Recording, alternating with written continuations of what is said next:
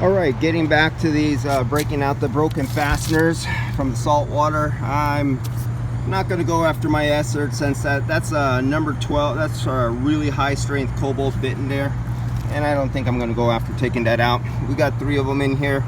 That one I drilled off to the side, but it'll self tap. Now, a little secret: if you don't want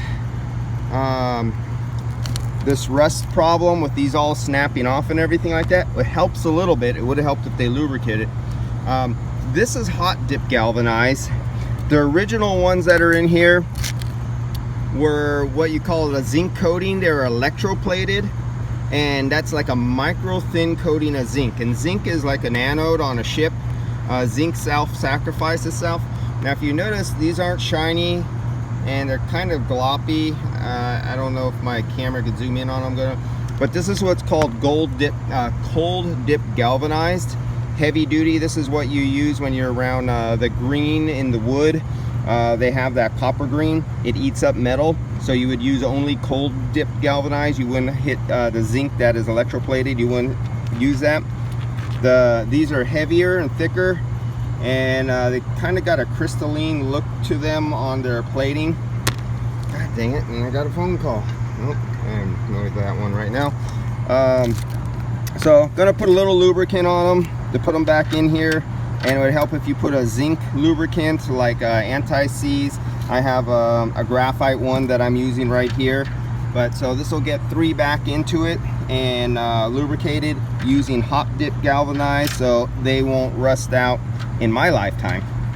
And so that'll be good in case I ever have to service these again. All right guys, I'll see you later. And I ended up, as you can see, we got that one right there. I drilled it out. I just kept stepping it up.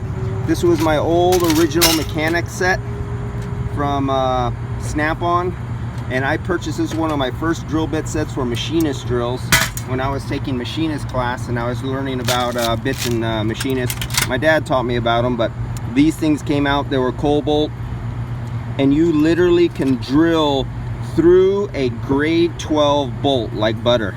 And as you can see, I replaced one, got lost, and that is not a good one.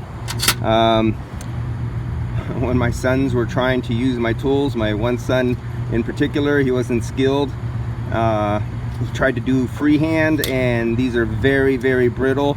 They're meant to be used in a drill press or with a high skill level, and you go slower is better. And it's nice to get, as I was showing my example, when you drill, you should not get little chips of metal. When you got the right speed and right pressure going and you're drilling through metal, long slivers like this come out, not little chips. If you're chipping, you have the wrong pressure and the wrong speed. If it comes out like this, it's beautiful. This is what your machinist teacher taught you when you were in machine shop. But I know a lot of the new generation, the new schools have removed metal shop and machine shop and casting and lathes and stuff like that out of school, so a bunch of retards now. Sorry. That's it. This is done. I'm gonna drive these things home, and it'll be good for another decade or two, even with the salt water hitting it.